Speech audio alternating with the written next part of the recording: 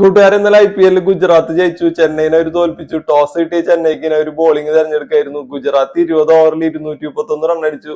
പക്ഷെ ചെന്നൈക്ക് അത് മറികടക്കാൻ പറ്റിയില്ല. 35 റണ്ണിന്റെ വിജയമാണ് ഗുജറാത്തിന്. ഗുജറാത്തിൽ ഇന്നലെ ഓപ്പണിംഗ് ഇറങ്ങിയ ഗില്ലും സായി സുദർശനും കൂടി ഗംഭീര ഒരു ഇന്നിങ്സിന് കാഴ്ചവെച്ചത്.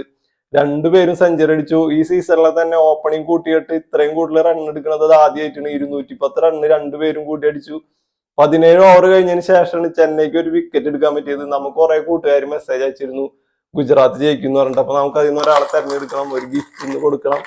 അപ്പൊ തെരഞ്ഞെടുത്തത് നമ്പർ 7 അപ്പൊ ഇദ്ദേഹത്തെ നമുക്ക് കോൺടാക്ട് ചെയ്യുന്നതായിരിക്കും. ചെന്നൈ പോയിന്റ് ടേബിളിൽ 4ാം സ്ഥാനത്തിന്. അവർ കളിച്ച 12 കളിയിൽ 6 കളി ജയിച്ചു, 6 കളി തോറ്റു.